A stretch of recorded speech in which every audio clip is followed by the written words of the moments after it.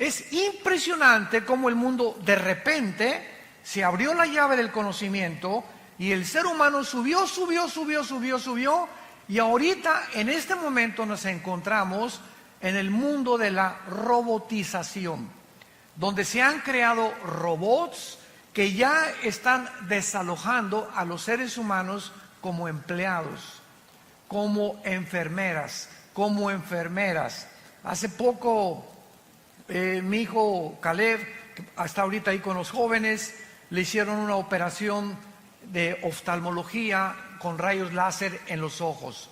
Y me dijo el doctor: usted, si quiere, doctor Alducin, puede pasar a través de un vidrio y ver la operación de su hijo. A mí me encantó, nunca había visto esto. Entonces lo pude ver así, a mi hijo lo acostaron, y yo creí que el doctor, que tenía 80 años, dije que no tenga Alzheimer, o que no le mueva la mano, porque me lo va a dejar ciego, ¿verdad?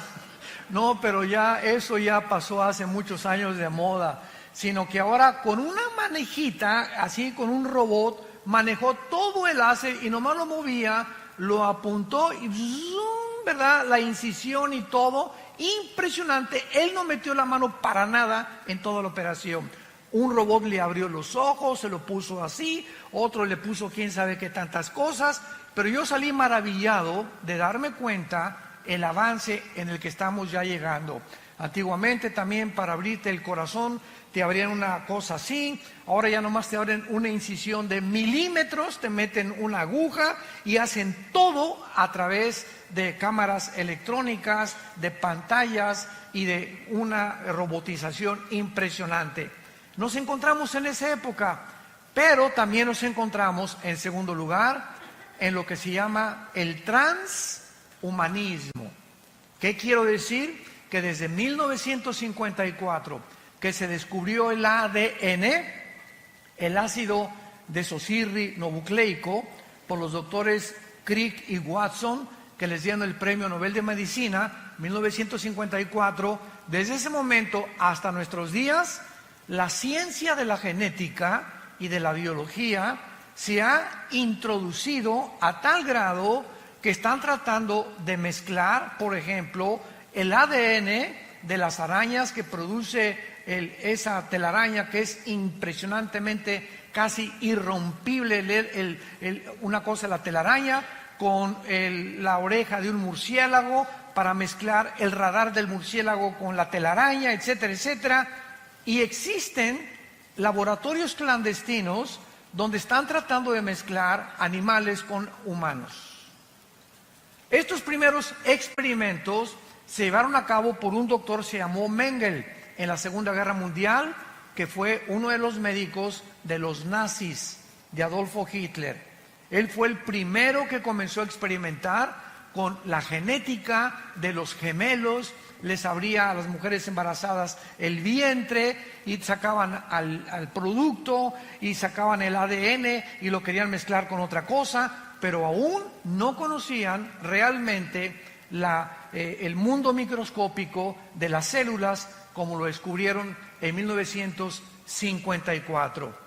Entonces nos encontramos en un mundo muy complicado, un mundo muy difícil, un mundo científico, un mundo tecnológico, pero a pesar de estos increíbles avances tecnológicos y desarrollos científicos del siglo XX, nunca en la historia había habido un siglo con tantos ateos como en el siglo XX.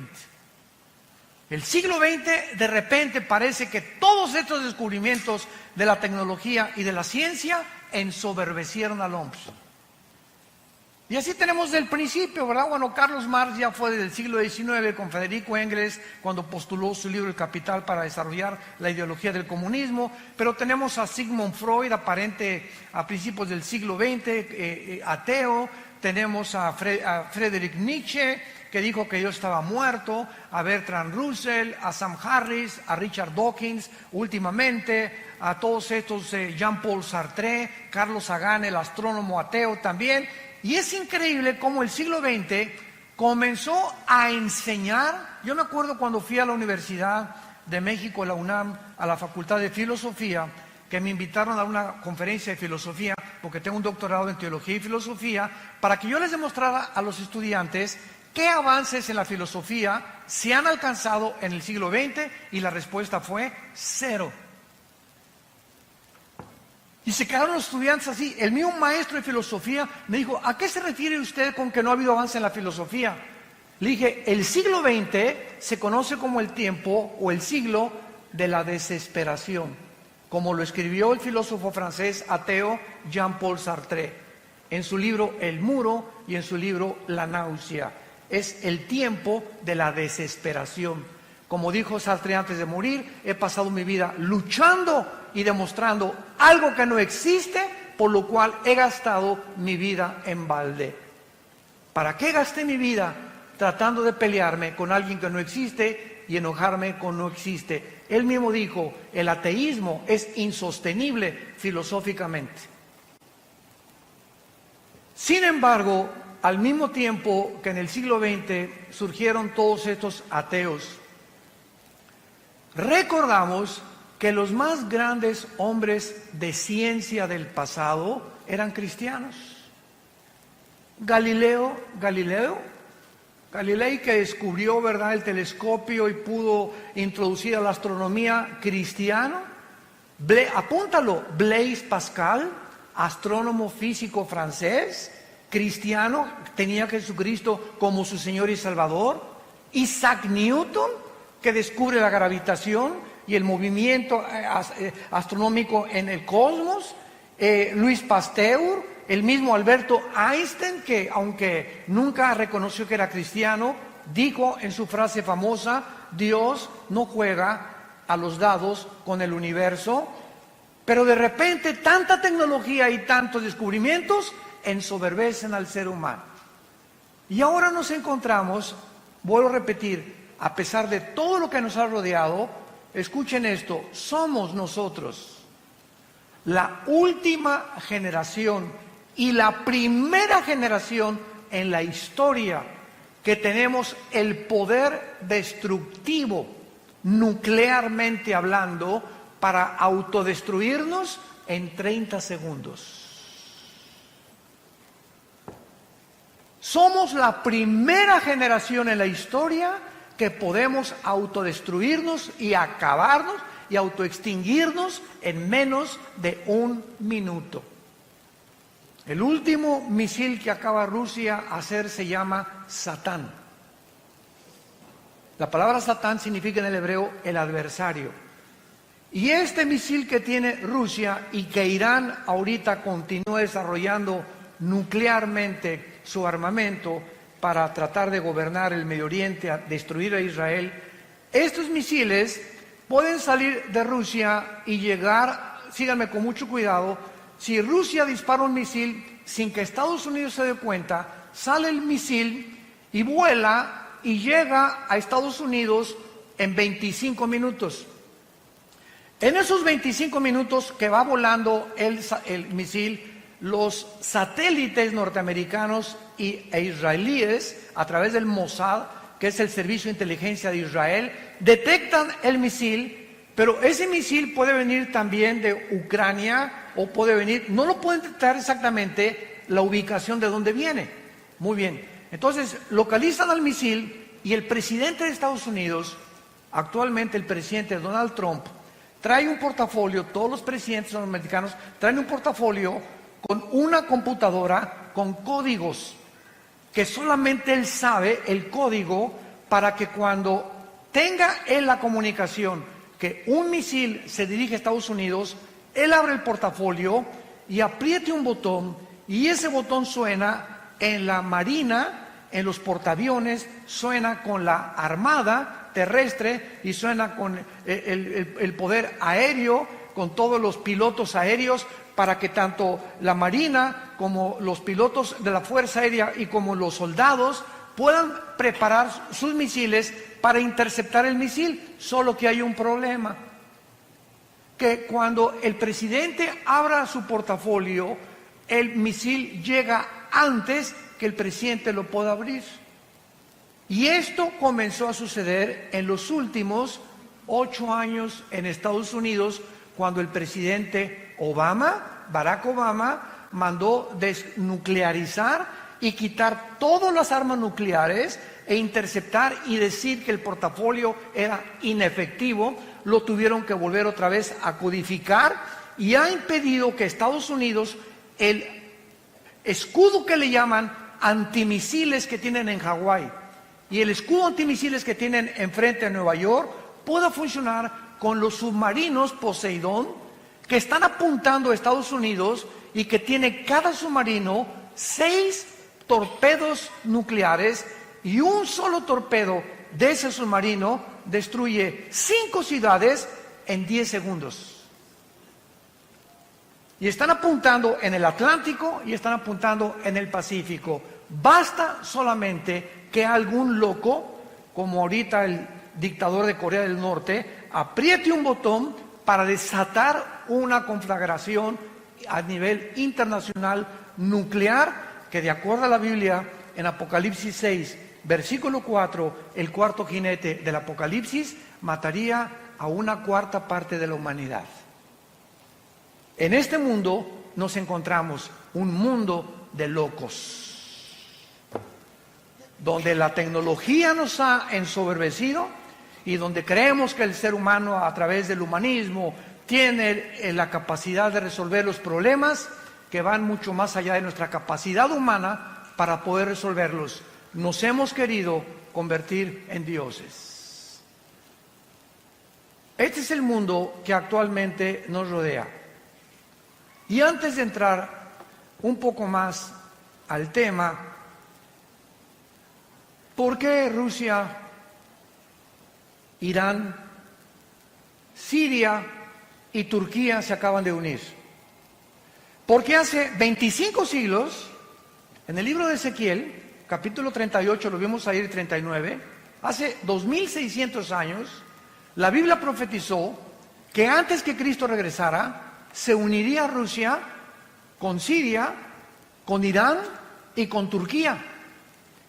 Y estas naciones que la Biblia profetizó hace 2600 años, son exactamente las naciones que han formado un eje en el Oriente para poder controlar el Medio Oriente, donde se encuentran debajo de Arabia Saudita, de Irak y de Irán, casi el 70% de la producción petrolera del mundo.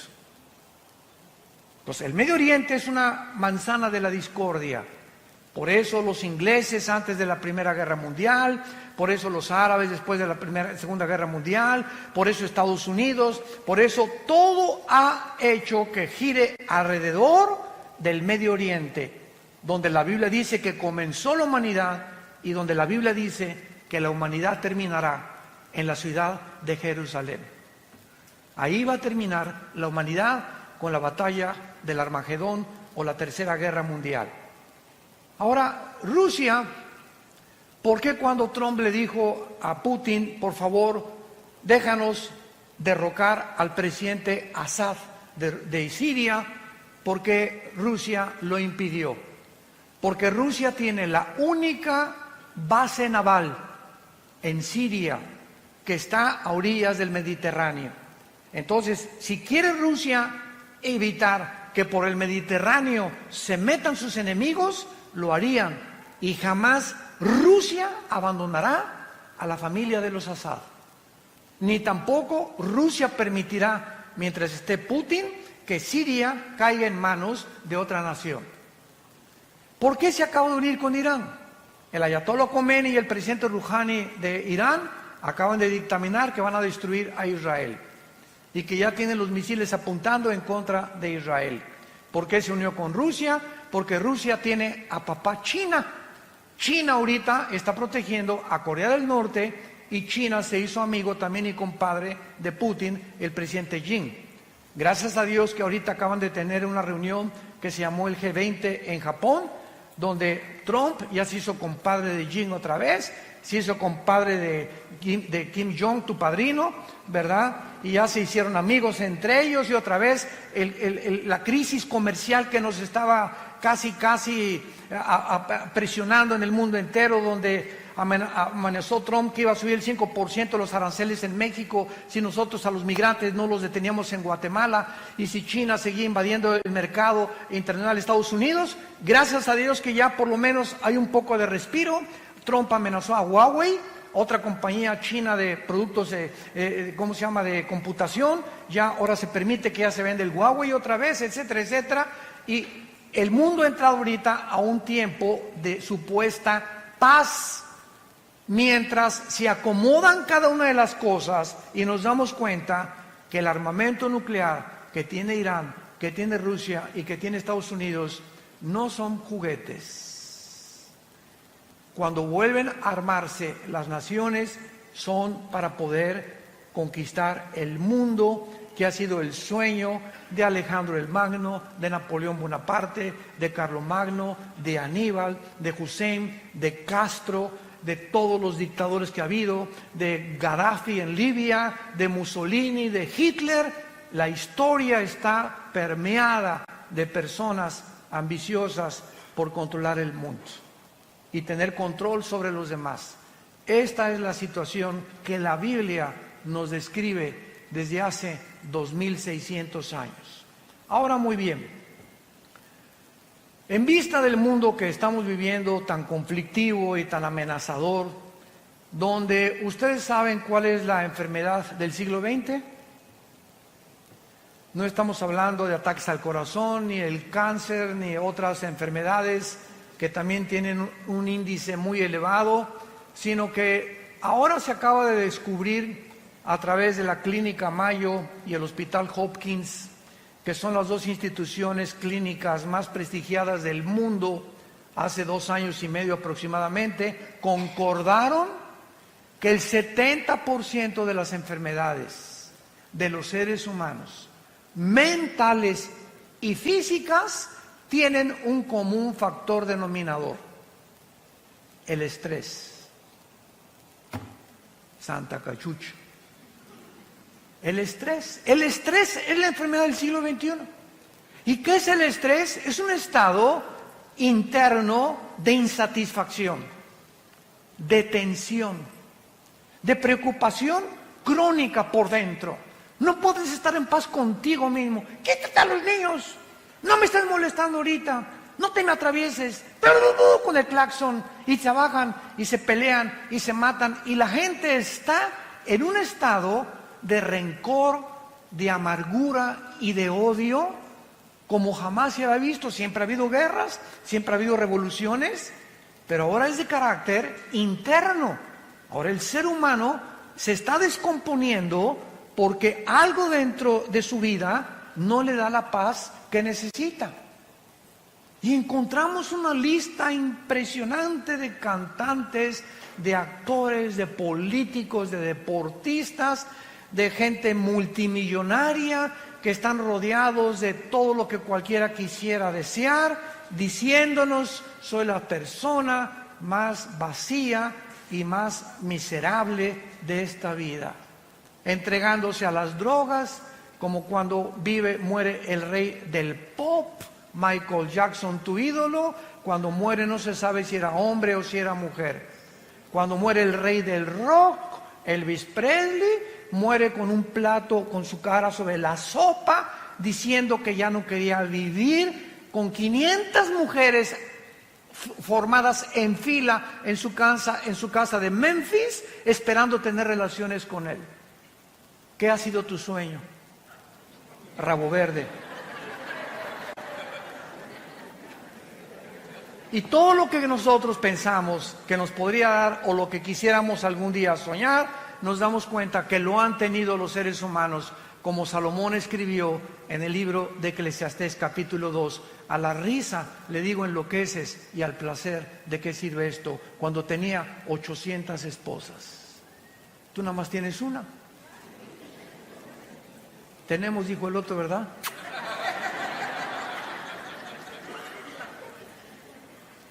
¿Qué mundo vino Jesucristo hace 2000 años a describirnos?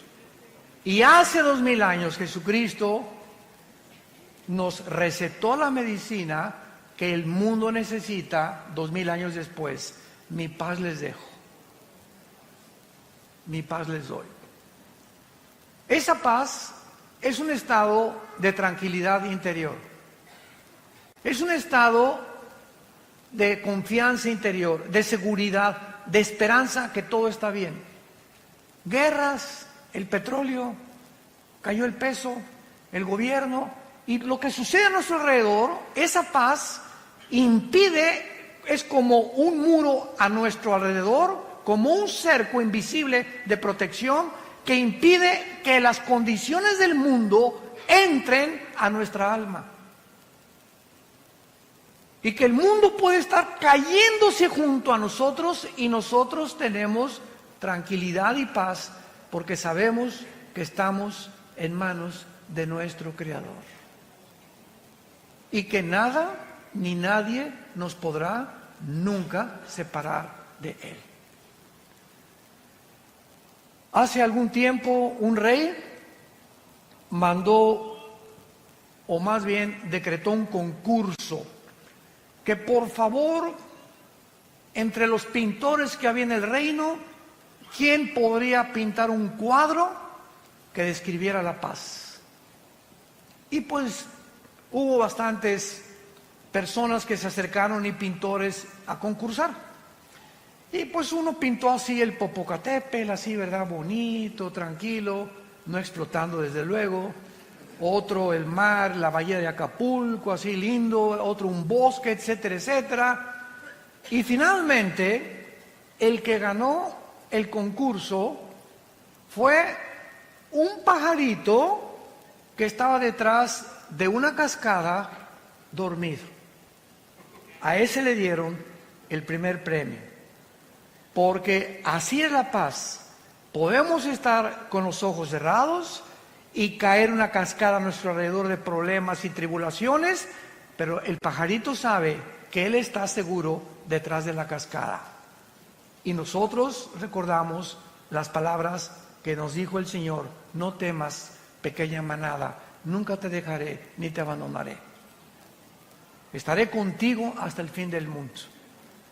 Y cuando adquirimos esa paz, escúchame muy bien, cuando el cristiano tiene esta paz, es cuando podemos ser guiados por el Espíritu Santo. Tú no puedes discernir al Espíritu Santo ni leer la Biblia como Pepita en comal. Ay, hermano. Ay, hermano. Señor. Mire, doña Chole, apláquese. Cálmese, y ya que usted esté tranquila, ¿verdad? Hínquese. Es que mi hija se fue de la casa. Pastor, hasta que usted no se calme y hasta que tú no estés tranquilo y comiences a hincarte y a alabar a Dios, decirle: Señor, gracias porque este estado de estrés en el que me encuentro no va a hacer regresar a mi hija. Este estado de estrés en que me encuentro no va a arreglar mis problemas de negocio ni de dinero. Este problema en el que me encuentro no va a hacer que mi esposo me quiera tampoco. Y se fue hace 3 días, pues que se vaya. Pero yo no voy a perder la paz. Y cuando nosotros mantenemos este estado de control interno y de esa paz, puedo venir a la Biblia y discernir la palabra de Dios. El Espíritu Santo no puede comunicarse con una persona que no tenga paz. Por eso es tan importante, la paz les dejo, porque es importante para poder acercarnos a Dios y discernir la voz del Espíritu Santo. Vamos a 2 de Pedro, nuestro pasaje que acabamos de leer, y vamos a ver de qué manera se relaciona con todo lo que estamos compartiendo. Veamos de qué manera nuestra esperanza y la seguridad que tenemos los cristianos de que Jesús viene por nosotros en cualquier momento. Y tu taller de carpintería, tu taller de plomería, tu bufete de abogado, tu consultorio médico, tus propiedades, tus edificios, tus condominios, tus coches y todo lo que hemos nosotros tratado de amontonar, en cualquier momento, si Jesús no viene, y tú estás creyendo, pues tengo todavía 10 años de vida o 20 años de vida, estoy joven, tengo 40 años, etcétera, etcétera. En cualquier momento puedes ir a cualquier clínica y te dice el médico, le acabamos de tener una radiografía, usted tiene cáncer. Pero ¿cómo que yo me siento muy bien? Es que la radiografía no miente, señor, usted tiene cáncer. Y en ese momento que tú sabes que ya, a partir de esa noticia, tienes los días contados, ajustas toda tu vida. Y te das cuenta que rápido pasó tu vida y que en cualquier momento ya te puedes ir al otro lado, a la presencia del Señor o al infierno, según sea tu condición, y que en ese momento este diagnóstico mueve tus sentimientos, tus emociones, tus negocios y todo. ¿Por qué? Simplemente porque sabes que tu vida está en un hilo y estás en la orilla de un precipicio. Ahora, no necesitamos que alguien nos dé este diagnóstico de la misma manera. Cristo puede, dentro de 2-3 horas, mañana, venir por nosotros. ¿Cuál es el mensaje que les quiero compartir? Con lo que el apóstol Pedro nos comunica en este pasaje. Veamos entonces los consejos que nos da. Número 1. La primera cosa que se nos aconseja en 2 de Pedro capítulo 3, particularmente las promesas relacionadas con el futuro, es el origen de las promesas de Dios. Amados, esta es la segunda carta que los escribo, y en ambas despierto con exhortación vuestro limpio entendimiento. O sea, lo primero que Dios nos dice es, quiero que entiendan. Padre, ¿qué quieres que entendamos en esta época? Versículo 2, que tengamos memoria de las palabras que antes nos fueron dichas por los santos profetas y el mandamiento del Señor y Salvador dado por nuestros apóstoles. Lo primero que tenemos que recordar es las promesas de Dios. Nunca te dejaré, nunca te abandonaré. Ten paz. No importa tu destino, tu futuro, las noticias, lo que al mundo le pase. Recuerda las cosas que están escritas en este libro. Veamos, por ejemplo, en el libro de Isaías, capítulo 44, versículos 6 al 8, lo que hace 2500 años aproximadamente Dios nos dijo. Isaías 44, del 6 al 8. Así dice Jehová, Rey de Israel, y su Redentor, Jehová de los ejércitos: yo soy el primero y yo soy el postrero. Yo soy el primero y yo soy el postrero, y fuera de mí no hay Dios. Y nos pregunta Dios, ¿quién proclamará lo venidero? O sea, el futuro. Lo declarará y lo pondrá en orden delante de mí, como hago yo desde que establecí el pueblo antiguo. Anúncienles lo que viene y lo que está por venir. No tengan miedo, no teman, no se amedrenten. No te lo hice oír desde la antigüedad y te lo dije. Luego ustedes son mis testigos que no hay Dios sino yo. No hay fuerte, no conozco ninguno. Cuando Dios dice, yo soy el alfa y el omega, es la primera letra del alfabeto griego y la última letra del alfabeto griego, el alfa y el omega. Si nos dice Dios, yo soy el primero, y yo vengo a la Biblia y leo Génesis, y veo que los científicos actuales están poniéndose de acuerdo y reconociendo que la descripción de la creación del universo, de acuerdo a los primeros 2 capítulos del Génesis, coincide con la astronomía, coincide con la física, con la primera y la segunda ley de la termodinámica, coincide con la biología y coincide con la paleontología y con la antropología. Entonces comienzo a enfocarme, a darme cuenta que si lo que en la Biblia en el principio es verdad, en el principio, ¿dónde me encuentro yo si Dios es el final? Nos encontramos en medio. Entonces, ¿qué es lo que nos está diciendo Dios? Voltea hacia el pasado y ve todo lo que es escrito en la Biblia. Solo en la muerte de mi hijo en la cruz, 33 profecías se cumplieron, al pie de la letra. Cuando Jesús colgaba en la cruz, se estaban cumpliendo 33 profecías por los profetas hebreos al pie de la letra. Ahora, si eso en el pasado lo vemos, que se ha cumplido, nos damos cuenta que estas palabras son fieles y verdaderas.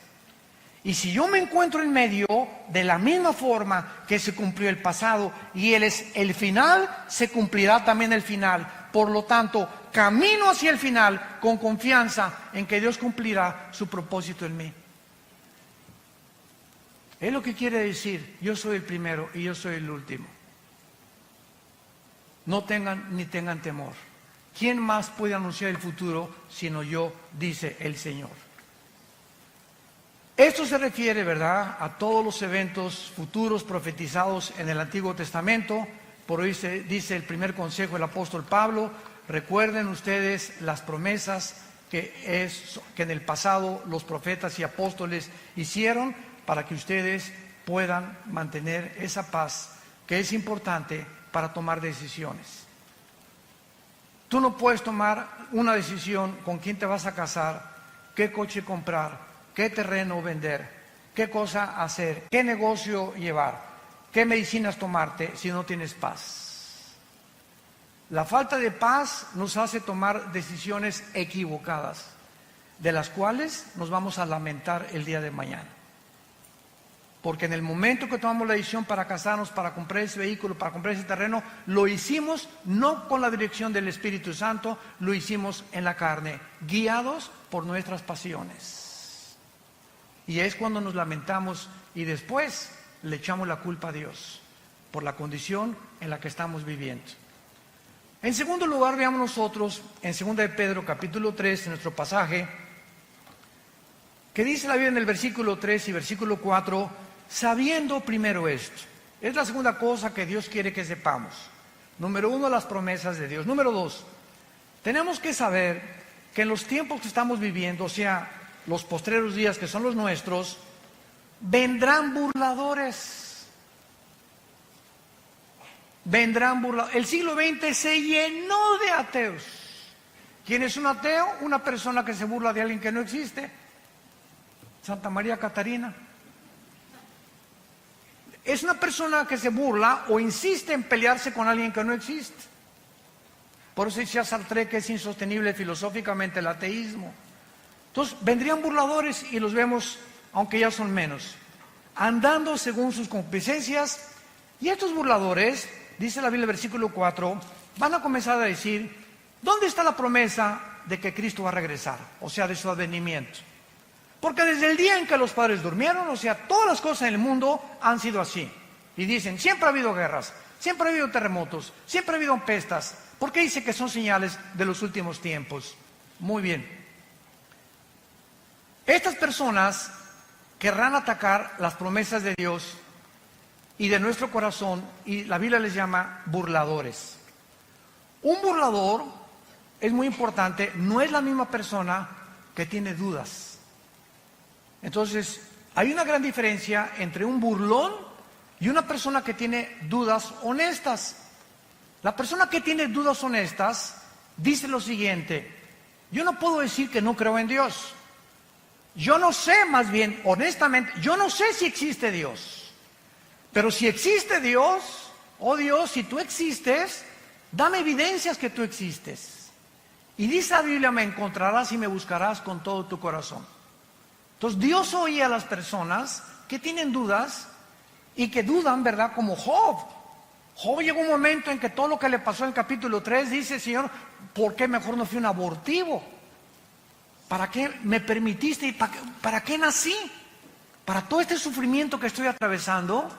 Entonces Job le preguntó a Dios: Señor, ¿por qué no fui un abortivo? Pero vean la diferencia.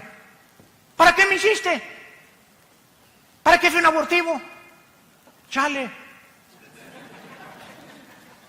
Podemos acercarnos a Dios con una actitud: Padre, yo no entiendo lo que está pasando, por qué te vas a mi hijo, etcétera, etcétera. Oh Dios, dame la fortaleza ahorita y dime, muéstrame, ilumíname, porque quiero seguir confiando en ti. Ah, ¿ya ves? Y para eso me perdí el trabajo, para ser cristiano. Vean la diferencia en la actitud.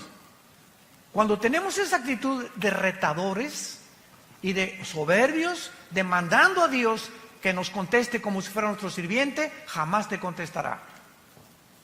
Y el resultado será que vivirás amargado o vivirás amargada, porque tú crees que no te contestó Dios, pero no te contestó por tu actitud. Porque sin humildad no podemos tener palabra de Dios. Entonces, las personas que dudan están abiertos, pero el burlador ni siquiera quiere oír las evidencias ni hacer caso de las evidencias. ¿Se acuerdan de los fariseos? En tiempos de Jesús, los fariseos vieron a Jesús sanar, vieron echar demonios, vieron las palabras, jamás los insultó, jamás dijo groserías, jamás vendió marihuana, jamás hizo daño a nadie, y estuvieron con Jesús. Y los fariseos, el día que planearon matar a Jesús, que es en el capítulo 11 del Evangelio de Juan, fue cuando resucitó a Lázaro. El milagro más grande que Jesús hizo, enfrente de cientos de personas. Lázaro, 3 días de muerto, donde ya se había descompuesto su carne, la sangre le había dejado de circular, la condición del cerebro, dicen los médicos que a los 20 minutos, ¿verdad?, ya el cerebro se atrofia cuando ya no hay oxígeno, etcétera, etcétera. Y Lázaro tenía 3 días y dicen que ya hedía, apestaba ya. Pues cuando Jesús dice, Lázaro, ven fuera, el Espíritu llega, se mete a Lázaro y comienza la reconstrucción de sus células, la circulación de la sangre, y sale Lázaro. Era para que cualquiera hubiera creído, ¿no crees? Estás buscando de que si yo veo un milagro voy a creer en Dios. Pues los fariseos vieron resucitar a Lázaro y ese día dijeron, planeamos quitarle la vida. Burladores. Yo me he encontrado con diferentes tipos de ateos y diferentes tipos de personas, como uno les conté hace algún tiempo en una reunión, que saliendo de una conferencia en un hotel en México, en el elevador se acercó un señor así muy retador, me dice, usted es el doctorcito Alducin, ¿verdad? Pero así, ¿verdad? Yo le iba a decir, bueno, ¿y qué te importa, no? Pero no le puedo decir eso, me daban ganas, no nos dan ganas a veces. ¿Usted, verdad? Sí. ¿Y en qué le puedo servir, señor? A ver, diga, contésteme. Pero así, a ver, contésteme. Dios es todopoderoso, ¿verdad? Sí, claro, le contesté. Bueno, si es todopoderoso, entonces no tiene poder para destruir al diablo. Y le dije, claro que sí. Y le dije, pero dele gracias a Dios, porque comenzaría con usted. El hecho que Dios no haya terminado con la maldad implica que Dios no quiere que todo mundo sea condenado. Y le dije, el hecho cuando bajamos el elevador, que usted quiere que le conteste la pregunta en la actitud burladora en la que usted se me está acercando, no merece que le conteste como yo le contesté. Pero así encontramos tipos de diferentes personas con diferentes actitudes. Veamos nosotros que este burlador se dedica a burlar, a criticar, a despreciar y atacar las cosas de Dios sin tener o tener evidencias, pero él no quiere evidencias, él quiere mantener una actitud de soberbia en contra de Dios, volviendo su enemigo. Vean lo que dice el Salmo 10 acerca de los burladores. David escribió hace 3000 años el Salmo 10 y dice la Biblia que aquí se describe algunas características de este tipo de personas que abundan a nuestro alrededor. Las encontramos en los maestros de escuela, en las universidades, profesionistas, médicos, en fin, ¿verdad? En todas las áreas de la sociedad se encuentran estas personas. Dice el Salmo 10, versículo 3 al 5, porque el malo se jacta, o sea, se enorgullece del deseo de su alma. Bendice al codicioso y desprecia a Jehová. El malo, por la altivez de su rostro, no busca a Dios. No hay Dios en ninguno de sus pensamientos. Sus caminos son torcidos en todo tiempo. Tus juicios los tiene muy lejos de tu vista. Y dice en su corazón, no seré movido jamás, nunca me alcanzará el oportunio.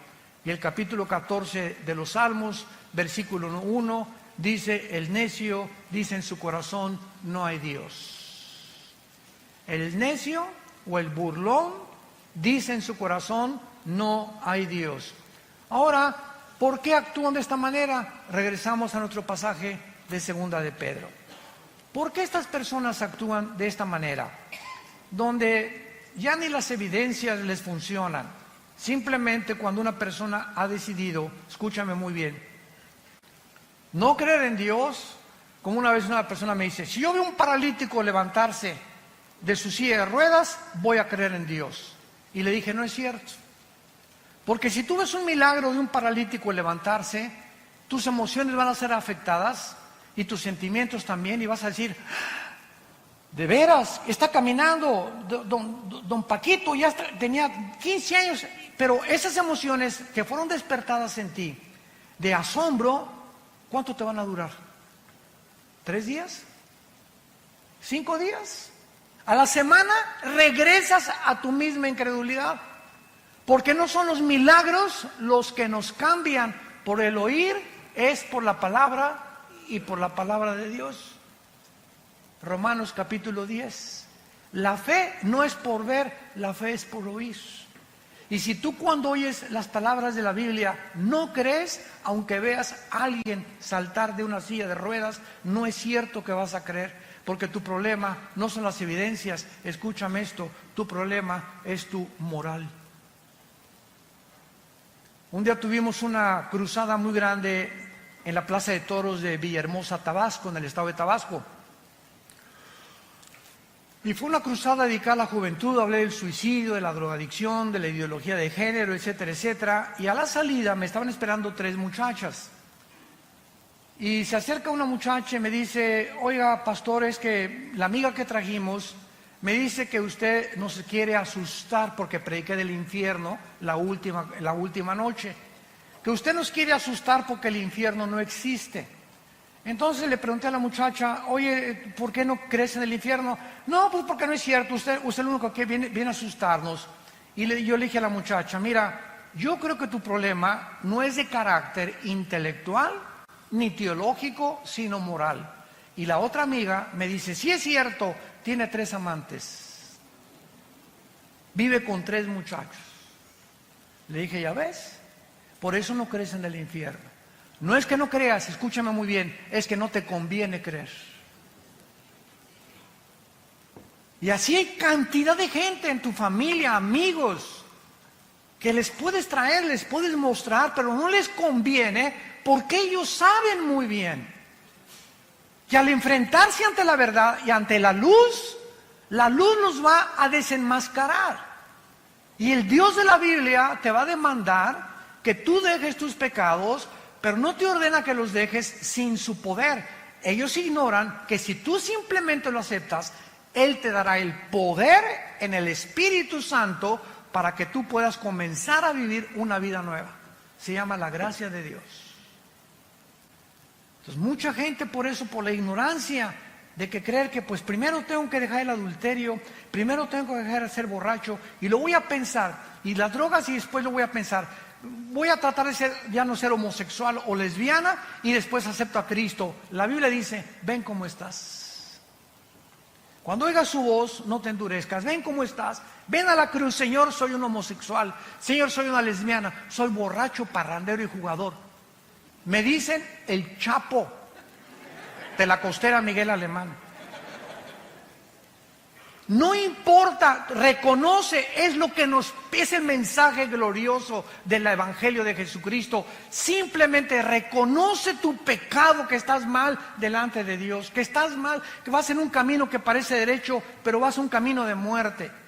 Reconócelo y regrésate y dile, Señor, vengo como limosnero ante tu cruz, no tengo nada que ofrecerte, soy un miserable pecador, ten misericordia de mí.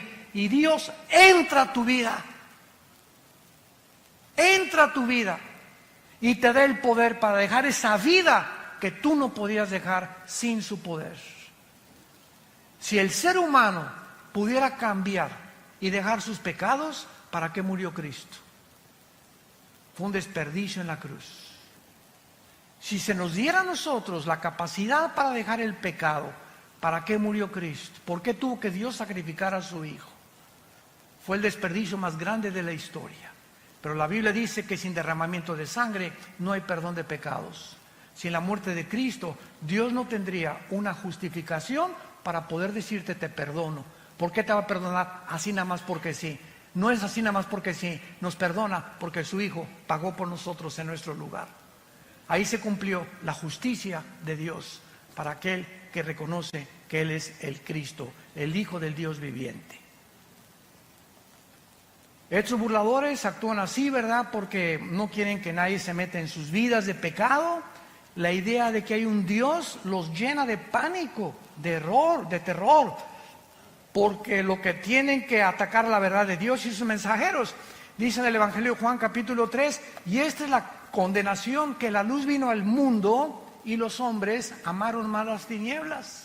Ahí tienen la luz, ahí tienen la verdad. Pero aún cuando está la luz ahí, como los fariseos, ahí está la luz, ahí está Jesús. Sabían que era el santo, que cómo es posible que al hombre más perfecto de la humanidad lo hayamos puesto en una cruz. Cuánto odio contra la verdad y contra la luz. Y dice Juan capítulo 3, y no vienen a la luz porque sus obras son malas y descubiertas por la luz. No les conviene cambiar su vida de pecado. Estos burladores dicen en 2 de Pedro, en nuestro pasaje capítulo 3, que aún toman en penúltimo lugar posiciones pseudocientíficas, diciendo, versículo 5, estos burladores, hablando de ellos, ignoran voluntariamente. O sea, qué increíble que ellos conozcan e ignoren o están decididos a no conocer. O sea, no quiero meterme a la Biblia, no quiero ir a tus reuniones, no quiero a tus estudios. Voluntariamente no quieren conocer la verdad. Te repito, porque la verdad los va a exhibir y les va a mostrar la luz, y a ellos no les conviene salir de su pecado. Aman más las tinieblas en donde viven que pasar al reino de la luz admirable de Jesucristo. Entonces van a usar también posiciones pseudocientíficas, como diciendo que en el tiempo antiguo todas las cosas han sido iguales del principio, que nunca hubo un diluvio universal, que la Biblia está llena de errores, de contradicciones, que son leyendas, etcétera, etcétera. Y como le dije también a una persona en una universidad, un maestro que se me puso al brinco cuando les expliqué a los estudiantes que la teoría de la evolución es anticientífica, antifísica, antibiológica, antigenética. Este maestro comenzó a agredirme, ¿verdad? Y yo le contesté, ¿ha leído usted la Biblia? No, Chepo. ¿Por qué ataca usted un libro? Es que está lleno de errores. Por favor, aquí está la Biblia, muéstreme los errores que usted considera que es una equivocación. Porque cuando usted viene a la Biblia y usted considera que aquí hay una contradicción, el problema no es de Dios, el problema es de su entendimiento. ¿Por qué? Porque los pensamientos de Dios son más altos que los nuestros.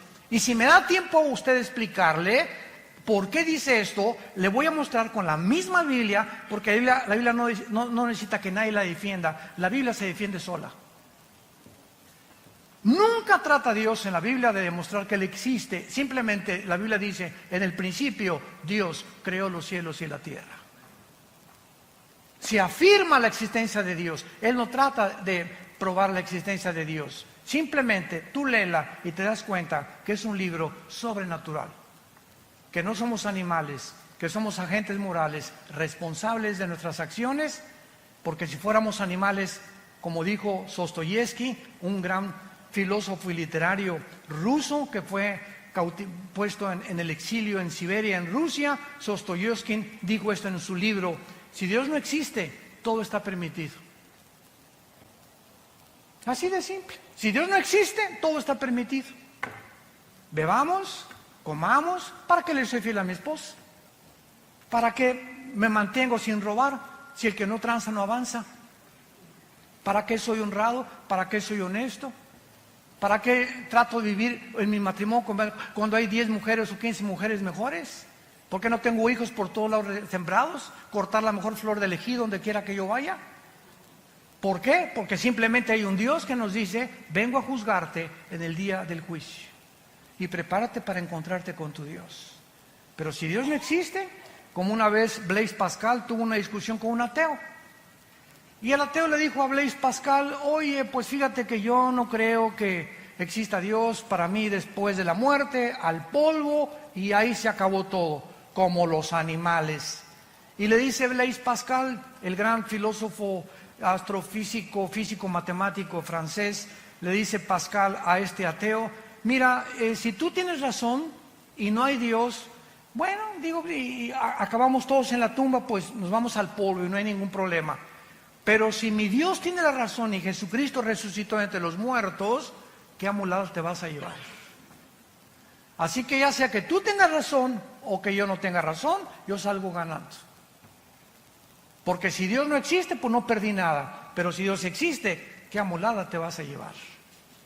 Es un simple razonamiento. O como dijo también Newton, una vez tenía un amigo Newton, Isaac Newton, que era ateo. Y entonces estaba viendo el universo una noche que estaba con Newton, y Newton estaba con sus matemáticas cuánticas y su astronomía y considerando muchas cosas del universo, etcétera, etcétera. Y le preguntó el ateo a Newton: oye, qué maravilloso universo, ¿verdad? Le dijo: sí, es el diseño y la inteligencia de un Dios. Y le dijo Newton, le dijo el ateo: no me hagas reír. Ahí murió la cosa. Al otro día, Newton lo invita a cenar a su casa. Y Newton tenía en su casa, en su estudio, un universo que él había hecho, así colgó al sol, la luna, las estrellas. Tenía como una sala con una representación del universo. Entonces llegó este amigo de él a su sala y vio todo esto colgado y le preguntó el ateo: oye, qué bonito, ¿quién colgó todas estas cosas? Y le contestó Newton: se colgaron solas.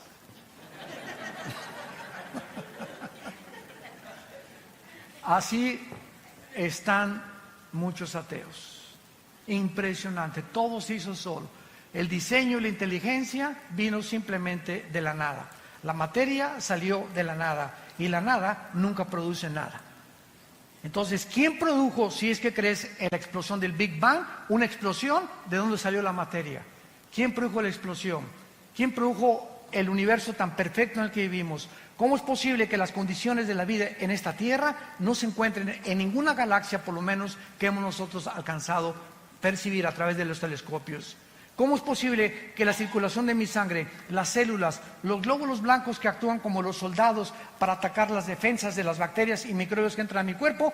¿Quién programó a los glóbulos blancos para defender mi sangre y a las bacterias que tengo dentro? Y la impresionante complicación que tienen los miles de nervios aquí dentro de mis ojos, mi nervio óptico, que ninguna cámara ha podido realmente. Ahora que yo me acabo de hacer unos implantes en los ojos, me dijo el doctor Armando: en 3 o 4 semanas, ve desde lejos y ves de chiquito, ponte un lápiz y comienza a hacer así, para que los dos ojos comiencen a los músculos a ejercitarse, el oftalmólogo y todas estas cosas que yo estoy platicando. Dije: Dios mío, nunca me había puesto a pensar que mis ojos pueden ver desde muy lejos y desde muy cerca.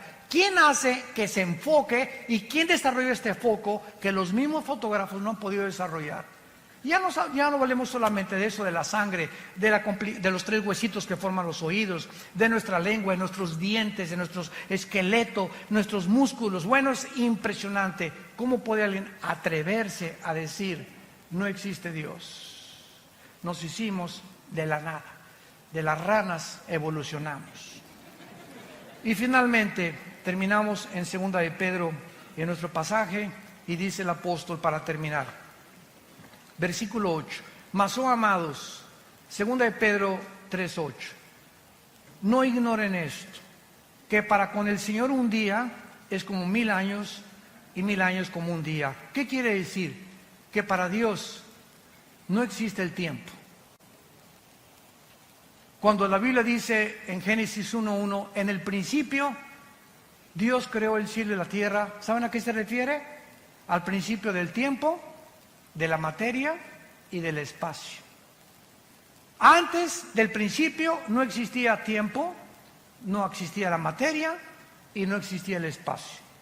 Y ahora la física afirma y confirma que el espacio no puede vivir sin materia, o existir o la materia sin el espacio, ni tampoco en el tiempo. Y hasta el siglo XX, Alberto Einstein introduce la 4ª dimensión con su famosa teoría E igual a mc al cuadrado. La energía es igual sobre la masa por la velocidad de la luz al cuadrado, que revolucionó la teoría famosa de la relatividad. Entonces, cuando Einstein comienza a introducir que el tiempo es la cuarta dimensión, ahora desde 1945 hasta nuestros días más o menos, sabemos que somos cuadridimensionales, que es hacia abajo, hacia arriba el espacio, hacia los lados y el tiempo como la cuarta dimensión. Dios está arriba del tiempo, el espacio y la materia de nosotros. Por eso su nombre es Yahweh. Yo soy el que soy. Para Él no hay el pasado ni el presente. Lo que aquí pasa en 1000 años, desde la eternidad es un día.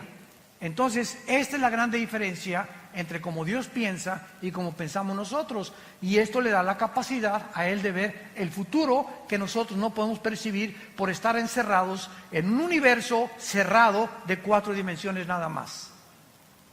Por eso dice la Biblia, amados, no lo ignoren. Para Dios el tiempo no existe. El Señor no retarda su promesa. Ay Dios, ¿por qué no vienes ya y acabar con el diablo, los secuestros, los robos, los crímenes, la ideología de género, la prostitución? ¿Cuántos de nosotros verdaderamente cada noche, no sé tú y cuántas personas, has mojado tu almohada con lágrimas diciéndole a Dios, oh Dios, cuida a nuestros hijos, cuida nuestro matrimonio? Te pedimos por el gobernador de Guerrero. Te pedimos al presidente que tenemos ahorita, dale sabiduría para gobernar México, Señor, pobre México. Por favor, dale sabiduría al gobierno. Vivimos un mundo bien feo a nuestro alrededor. Y nuestras oraciones es lo único que puede cambiar. Y nos desesperamos, ¿por qué no cambias? Te dice Dios, no es que me tarde, es que no quiero que ninguno perezca. Como le dije al Señor en el elevador, dele gracias que Dios no ha actuado ni terminado con la maldad. Porque si Dios terminara con la maldad, ¿cuántas personas que no han oído el Evangelio se condenarían eternamente? Por esa razón Dios retarda su promesa. Es lo que el apóstol nos quiere decir. Pero el día del Señor, versículo 10, vendrá como ladrón en la noche. Los cielos van a pasar con gran estruendo, los elementos ardiendo. Esta palabra significa la composición atómica. Eso es increíble en el griego, son los átomos. Serán desechos. ¿Qué es lo que mantiene la cohesión de la materia? La composición atómica. Yo ahorita agarro mi mano y le hago este púlpito así, ¡paz! Y me rompo los nudillos de mis manos. ¿Por qué? Porque los átomos son más gruesos y los electrones y protones que los átomos que forman mi materia de mi piel. Entonces, todo lo que forma la cohesión que existe, y agarro un microscopio y veo el microscopio que giran a una velocidad impresionante los átomos y los electrones y los neutrones, y el hidrógeno tiene 2 átomos, el oxígeno tiene 1 y cada elemento, el helio, tiene otros, y la composición que hay en toda la materia es completamente diferente atómicamente. Nos damos cuenta y nos preguntamos, ¿quién le da la velocidad a los átomos?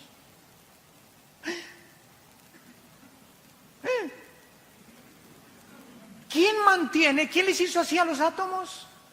Están violando una ley física, que dice la física, que si yo hago una canica y le hago así a la canica, sale disparada la canica y la velocidad de la canica es proporcional a la fuerza que yo le aplico. Si agarro una flecha y la disparo con un arco, sale la flecha y la flecha tiene que caer en una parábola. Un balazo, sale la bala y la bala tiene que caer. ¿Por qué? ¿Por qué no se mantiene la flecha continuamente volando, o la bala continuamente volando, o mi canica continuamente volando? ¿Por qué? Porque se tiene que detener. ¿Por qué la Tierra sigue girando sobre su rotación? ¿Por qué no se detiene? Pregúntale a tu maestro ateo. ¿Quién le hizo así a la Tierra? ¿Quién mantiene la Tierra? No solamente girando perfectamente una velocidad de 24 grados sobre su eje, sino que ¿quién la sigue impulsando alrededor del Sol en 365 días? Desde hace miles de millones de años. La Biblia dice en Hebreos 1:3, Jesucristo sostiene todo el universo con la palabra de su poder. es Dios de la materia, el Dios del átomo, el Dios de los electrones, el Dios que nos ha puesto todo en un orden para que podamos admirarle y decirle en esta tarde, inclinemos nuestra cabeza, te alabamos, oh Dios, creador de los cielos y de la tierra. Te bendecimos tu nombre porque has tenido misericordia de nosotros. Porque en esa cruz, tu palabra dice, de tal manera amó Dios al mundo, que nos ha dado a su Hijo unigénito, para que cualquiera que en este momento crea en Él, no te pierdas, mas recibas el regalo de la vida eterna en Cristo Jesús. El Dios y Padre de Jesucristo, al gran pastor de las ovejas, que derramó su sangre en una cruz por el pacto sempiterno, nos da la capacidad de adorarle, de conocerle y de servirle en espíritu y en verdad. Y si tú invocas por Padre aquel que sin acepción de personas nos juzga de acuerdo a nuestras obras, caminemos en el temor de Dios durante toda nuestra peregrinación. ¿Qué es el hombre? Somos simples peregrinos. ¿Qué es nuestra vida? Como la niebla. Ayer teníamos 20 años, 10 años. Hoy tenemos 50, 60, 70, 8 años. Nuestra vida pasa como una sombra, como la niebla que aparece y desaparece. Y tenemos solo una oportunidad en esta corta vida de descubrir que Dios nos ama, que hay un propósito por el cual nacimos y que este propósito se encuentra en la persona de su Hijo Jesucristo, a quien tú en esta mañana Él te ordena que, habiendo pasado los tiempos de esta ignorancia, Dios manda a todos los hombres que se arrepientan de sus pecados, porque ha establecido un día en el cual juzgará al mundo con justicia por aquel varón a quien designó, resucitándolo de los muertos a los 3 días. El Señor viene por nosotros y por otros viene para juzgarlos eternamente. ¿Qué tengo que hacer?, me preguntarás, para que en este momento yo esté seguro de este regalo de Dios, de esta salvación, que mi alma anhela tener esa paz, ese perdón en mi conciencia de mis maldades del pasado. La Biblia te responde y te dice: cree en Jesucristo, que en esa cruz Él con su muerte pagó por tus pecados con su sangre preciosa, y recíbele. Simplemente ábrele tu corazón en este momento, porque Él te está tocando las puertas a tu corazón, y dile: Señor mío y Dios mío, perdóname, entra a mi vida en este instante, lávame con tu sangre preciosa, te quiero conocer, quiero experimentar ese perdón eterno que tú me quieres dar, y quiero recibir la vida eterna, para que en el día de mi muerte pueda tener una muerte en paz, al cerrar mis ojos y saber que los volveré a abrir y veré tu rostro cara a cara, donde ya las lágrimas pasarán, las enfermedades no volverán, el sufrimiento terminará, y podré saber que mi fe en ti no fue en vano. En el nombre de Jesús.